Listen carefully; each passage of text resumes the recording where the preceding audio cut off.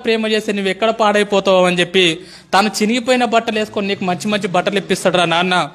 పాపం తను పరిగికో వికారాబాద్కో పంట మొత్తం తీసుకొని వచ్చిన తర్వాత పంట అమ్మిన తర్వాత ఒక 10,000 జేబులో పెట్టుకొని ఇంటికి వెళ్తా ఉంటే మధ్యాహ్నం 3 అవుతా ఉంటుంది, ఆకలి అవుతా ఉంటుంది నాన్నకు బాగా.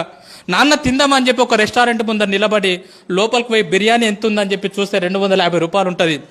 నాన్నకు ఆకలి అవుతా ఉంటుంది, పేగులు మాడిపోతూ ఉంటాయి. అరే నేను ఈ పూట 250 రూపాయలు పెట్టి బిర్యానీ తింటే నా ఒక్కడి కడుపు నిడుతుంది, అదే ఇంటికి ఏమన్నా తీసుకుపోయినా అనుకో నా పిల్లలు కూడా హ్యాపీగా తింటారని చెప్పి తన కడుపు మార్చుకొని ఇంటికి మీ నాన్న వస్తాడు బాస్. రియల్గా మన నాన్న హీరో కదా.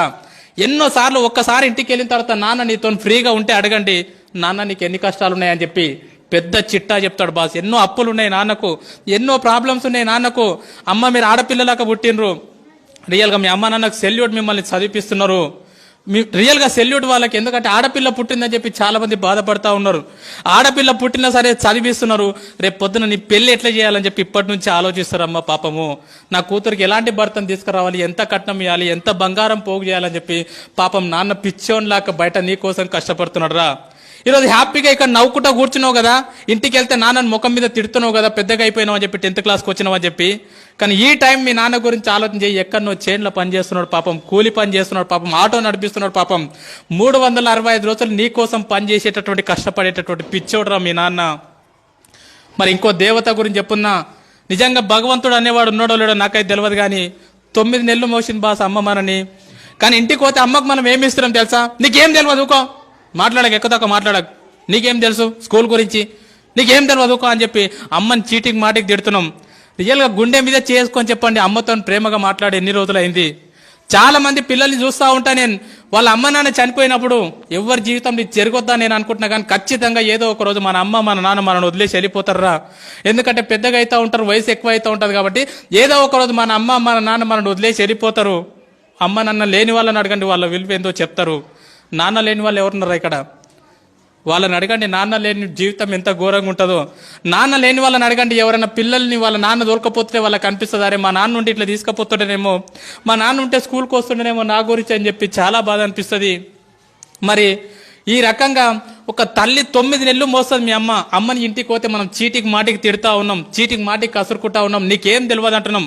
9 నెలలు కడుపులో మోసేటప్పుడు ఎన్నో హాస్పిటళ్ళు తిరిగింది, ఎన్నో గుడులు తిరిగింది, ఎన్నో మందులు మింగింది, తనకు ఇష్టం లేని ఫుడ్ తీసుకున్నది అమ్మ.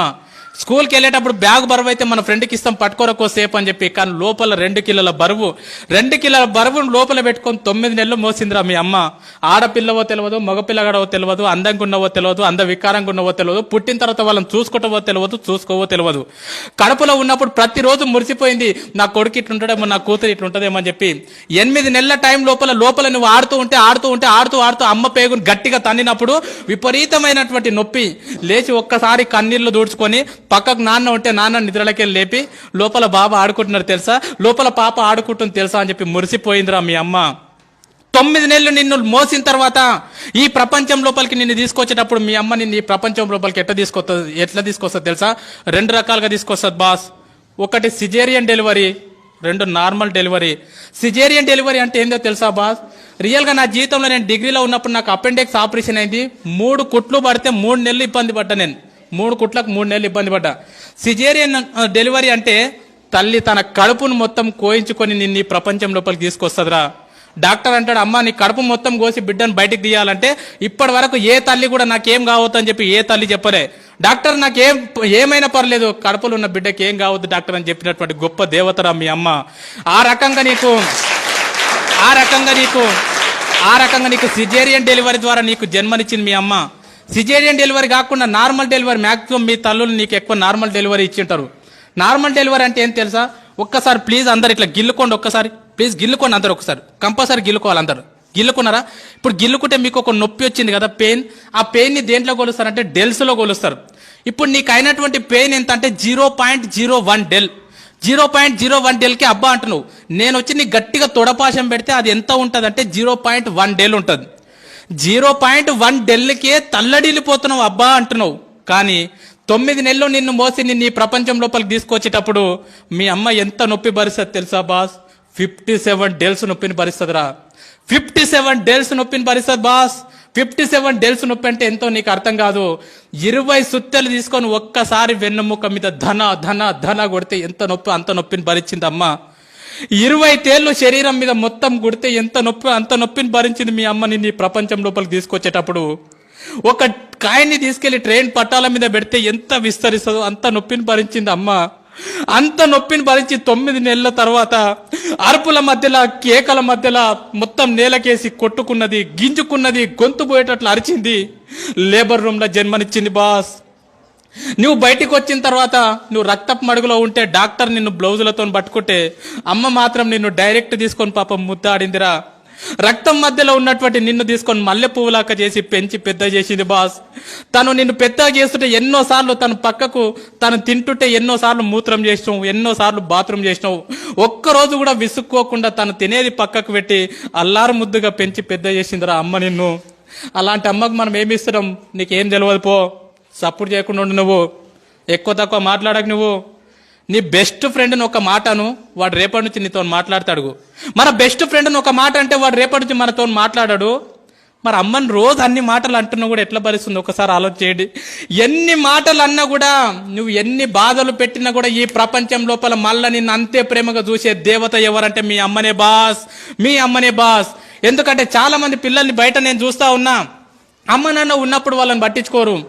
వాళ్ళు చచ్చిపోయిన తర్వాత ఇక తీసుకుపోయేటప్పుడు అక్కడ పాతి పెట్టేటప్పుడు వాళ్ళ కాళ్ళని పాలతో కడుక్కుంటా, నెయ్యితో కడుక్కుంటా, నీళ్లతో కడుక్కుంటా, అమ్మ నువ్వు అంటే నాకు ఇష్టం అమ్మా, ఐ లవ్ యూ అమ్మా, ఐ లవ్ యూ నాన్న అని చెప్పి వాళ్ళు చచ్చిపోయిన తర్వాత గొంతు చించుకొని అరుస్తూ ఉంటారు, నువ్వు అంటే నాకు ఇష్టం అమ్మా అని చెప్పి. వాళ్ళు చచ్చిపోయిన తర్వాత నువ్వు చూస్తే, నువ్వు ఏడిస్తే వాళ్ళకి తెలుస్తుందా? చచ్చిపోయిన తర్వాత అమ్మా నువ్వు నాకు అంటే ఇష్టం అంటే వింటదా? చచ్చిపోయిన తర్వాత వింటారా బాస్? చచ్చిపోలేదు కదా, బతికే ఉన్నారు కదా, మీకోసం 365 రోజులు కష్టపడుతున్నారు కదా. ఈ రోజు ఇంటికి వెళ్ళిన తర్వాత చెప్పండి, అమ్మా నువ్వు అంటే నాకు చాలా ఇష్టం అమ్మా, నన్ను ఎట్లా కన్నావమ్మా, అసలు నేను ఎంత లక్కీ అమ్మా, నా కోసం ఎంత కష్టపడుతున్నావు అమ్మా అని చెప్పి. అమ్మకి ఎన్నిసార్లు థ్యాంక్స్ చెప్తున్నారు? ఎవరు చెప్పట్లే అమ్మకి థ్యాంక్స్. అమ్మకు నువ్వు థ్యాంక్స్ అని చెప్తే కూడా అర్థం కాదు. మరి మన కోసం ఇంత కష్టపడి మనని ఈ ప్రపంచం లోపలికి తీసుకొచ్చినటువంటి మన అమ్మ నాన్నని మనం సంతోష పెట్టాలంటే మనం చేయాల్సినటువంటి చిన్న పని మంచిగా చదువుకోవడమే.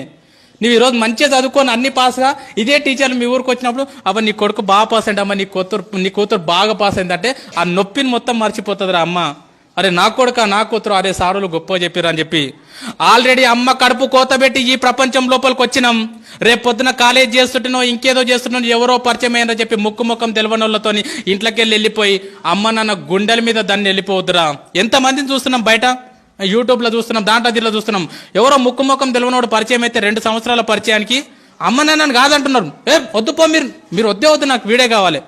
ఎంత బాధ ఉంటుంది పాపం. 9 నెలలు మోసి అంత నొప్పి భరించి ఈ ప్రపంచంలోకి తీసుకొచ్చినటువంటి ఒక కూతురు నువ్వు వద్దుపో నాకు వీడు కావాలని చెప్పి గుండెల మీద తన్ని వెళ్ళిపోతుందంటే ఆ తల్లిదండ్రులకు ఎంత బాధ ఉంటుందో ఆలోచన చేయండి.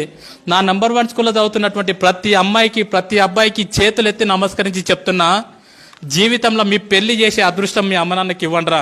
మీ పెళ్లి చేసే అదృష్టం మీ అమ్మ నాన్నకి ఇవ్వండి. రేపు పొద్దున మీ పెళ్లి చేసే టైంకి ఊరు తిరగాలి నీకోసం. నా కూతురుకు అబ్బాయి కావాలి, అబ్బాయి కావాలని చెప్పి, నా కొడుకుకు అమ్మాయి కావాలి, అమ్మాయి కావాలని చెప్పి ఊరు తిరగాలి. అంతేగాని ముక్కు ముఖం తెలియనుతో నువ్వు వద్దు అని చెప్పి అమ్మ నాన్నను వదిలేసి మాత్రం వెళ్ళిపోకండి. అమ్మ నన్ను వదిలేసి వెళ్ళిపోయినాం అనుకో బాస్, వేస్ట్. నన్ను అడిగితే చాలా వేస్ట్. ఎంతో మంది చేస్తూ ఉన్నారు బయట, వాళ్ళకి తెలియదు ఇంపార్టెన్స్. సరే ఈ ఎగ్జామ్లో బాగా కష్టపడతాం, చదువుకుంటాం, ఇంట్రెస్ట్ పెట్టి ఈ ఫైర్ నీకు అర్థమైంది. ఇన్ కేస్ నువ్వు ఎంత కష్టపడి చదువుకున్నా రేపు పొద్దున యాన్యువల్ ఎగ్జామ్ అప్పుడు నీ హెల్త్ బాగాలేకనో సంథింగ్ ఏదో ఫెయిల్ అవుతావు. ఒక్కొక్కసారి ఫెయిల్ అవుతాం. ఫెయిల్ అయితే వేస్టా? కాదు. ఫెయిల్ అయితే వేస్టా? కాదు. మరి మా 10 పాయింట్స్ తెచ్చుకోమన్నాక తెచ్చుకోండి, మ్యాక్సిమం ప్రయత్నం చేయండి. అనుకోకుండా కనుక ఫెయిల్ అయినారనుకో, దయచేసి చెప్తున్నా, మన లైఫ్లో సూసైడ్ అనే మాట ఉండొద్దు. సూసైడ్ చేసుకోవద్దు. ఎందుకంటే మనం చచ్చిపోయినాం అనుకో బాస్, నువ్వు ఫెయిల్ అయినావు అని చెప్పి సూసైడ్ చేసుకుంటే ఈ స్కూల్కి నీకంటే మంచి స్టూడెంట్ వస్తాడు, నీ ఫ్రెండ్కి మంచి ఫ్రెండ్ దొరుకుతాడు. కానీ మీ అమ్మ నాన్నకు మళ్ళీ ఇలాంటి కూతురు, ఇలాంటి కొడుకు దొరకడరా. అందుకే ఒక్క విషయం బాగా గుర్తుపెట్టుకోండి, లైఫ్లో ఎన్ని కష్టాలు వస్తే ఫ్యూచర్ అంత బాగుంటుంది. లైఫ్లో ఎన్ని ప్రాబ్లమ్స్ వస్తే నీ భవిష్యత్ అంత బాగుంటుంది. చాలా మంది పిల్లలు అంటారు, సార్ మా ఇంట్లో ఫుల్ ప్రాబ్లమ్స్ ఉన్నాయి సార్, అసలు వేస్ట్ సార్ అంటారు. మనము హాస్పిటల్కి వెళ్ళినప్పుడు, హార్ట్ హాస్పిటల్కి వెళ్ళినప్పుడు ఈసీజీ తీస్తారు కదా, ఈసీజీ తీసినప్పుడు ఇట్లా వస్తుంది, అది లైన్ చూసిరా, సినిమాలో చూపిస్తారు, టొయ్ టొయ్ టొయ్ టొయ్ అని వస్తుంది. అట్లా రాకుండా టొయ్ అని వచ్చిందంటే దాని అర్థం ఏంది? చచ్చిపోయిండని అర్థం. మిత్రమా, నీ జీవితం లోపల కూడా కష్టాలు లేకుండా కన్నీళ్ళు లేకుండా జీవితం ఇట్లా సాపిగా సాగిపోతుందంటే నువ్వు చచ్చిపోయినటువంటి శవంతో సమానం. నీ జీవితం లోపల కూడా కష్టాలు వస్తున్నాయి, సుఖాలు వస్తున్నాయి, కన్నీళ్ళు వస్తున్నాయి, ఒడిదుడుకులు వస్తున్నాయి, ఫెయిల్ అవుతున్నాం, పాస్ అవుతున్నాం అంటే నువ్వు బతికున్నావని అర్థం మిత్రమా, బతికున్నావని అర్థము, బతికున్నావని అర్థం. స్వామి వివేకానంద అంటాడు, కెరటాలు నాకు ఆదర్శం, పైకి లేస్తున్నందుకు కాదు, కింద పడ్డ ప్రతిసారి పైకి లేస్తున్నందుకు. ఎన్నిసార్లు ఫెయిల్ అవుతున్నాం అనేది ఇంపార్టెంట్ కాదు, ఫెయిల్ అయిన ప్రతిసారి మళ్ళీ పాస్ కావడానికి ప్రయత్నం చేస్తున్నామా లేదా అనేది ఇంపార్టెంట్. 10 సార్లు ఫెయిల్ అయినా సరే 11వ ప్రయత్నం చేయండి, అదే నిజమైనటువంటి చదువు. నన్ను అడిగితే ఫెయిల్ అయితే బాధపడొద్దు, సబ్జెక్ట్ పోతే బాధపడొద్దు, ఎందుకంటే జీవితం అనేది చాలా నేర్పుతుంది. అడగండి మీ టీచర్లను, ఎప్పుడన్నా ఫ్రీగా ఉన్నప్పుడు, సార్ మీరు ఎప్పుడన్నా ఫెయిల్ అయినరా? ఖచ్చితంగా ఏదో ఒక దగ్గర ఫెయిల్ అయినామని చెప్తారు వాళ్ళు, ఖచ్చితంగా ఫెయిల్ అయినరు. సపోజ్ ఫర్ ఎగ్జాంపుల్ చూడండి, 10th క్లాస్ ఫెయిల్ కాలే పోయినావు, ఇంకో విషయం చెప్తాం, పాస్ అయినోడు ఒకటేసారి రాస్తాడు ఎగ్జామ్, ఫెయిల్ అయినోడికి 2 సార్లు ఛాన్స్ ఉంటుంది రాసేది, అవునా కదా? సో 10th క్లాస్ ఫెయిల్ అయినావు, హ్యాపీగా వెళ్ళిపోయినావు, ఇంటర్మీడియట్ మంచిగా నడిచిపోయింది, డిగ్రీ మంచిగా నడిచిపోయింది, ఇంకేదో నడిచిపోయింది. నీ జీవితంలో ఎక్కడ ఫెయిల్యూర్ లేకుండా ఇట్లా జీవితం సాఫీగా సాగిపోతుంది. రేపు పొద్దున జాబ్ చేసేటప్పుడు నీకు ఫెయిల్యూర్ వచ్చింది అనుకో, ఖచ్చితంగా హార్ట్ అటాక్ వచ్చి స్పాట్లో చచ్చిపోతావు నువ్వు. ఎందుకంటే నీకు ఫెయిల్యూర్ అంటే తెలియదు, ఓటం అంటే తెలియదు. అందుకే నేనేం చెప్తానంటే చాలా మంది పిల్లలకు ఆటలు ఆడమని చెప్తాం. ఆటలు ఆడడం అనేది ప్రైవేట్ స్కూల్లో ఏడుంటుంది మిత్రమా, ఇలాంటి గవర్నమెంట్ స్కూళ్ళలో మాత్రం ఉంటుంది. ఏ స్కూల్కు గ్రౌండ్ ఉన్నా చూడండి, ఏ స్కూల్కు గ్రౌండ్ లేకుంటుంది. ఆటలు ఆడితే ఏమవుతుందంటే, మనం కబడ్డీ ఆడినాం అనుకో, ఓడిపోతే ఏమంటాం, అరే మళ్ళీ ఆడదాంరా, మళ్ళీ ఆడదామారా, ఓయ్ మళ్ళీ ఆడదామా, ఎంత స్పిరిట్ ఉంటుంది తెలుసా. క్రికెట్ ఓడిపోయినాం అనుకో, అరే రేపు మళ్ళీ బెట్టు కట్టుకుందాంరా. ఎన్నిసార్లు ఓడిపోయినా మళ్ళీ ఏమంటున్నావు, అరే ఇంకోసారి ఆడదాంరా అంటున్నావు. ఆటలు నీ జీవితానికి అవి నేర్పుతాయి. ఎన్నిసార్లు ఫెయిల్ అయినా సరే మిత్రమా, బాధపడకు, కన్నీళ్లు పెట్టుకోకు, మళ్ళీ లేచి ప్రయత్నం కొనసాగించు. నా దృష్టిలో ఫెయిల్ అయితే ఫెయిల్ అయినట్లు కాదు, ఫెయిల్ అయిన తర్వాత పాస్ కావడానికి ప్రయత్నం చేయకపోతే నువ్వు ఫెయిల్ అయినట్లు.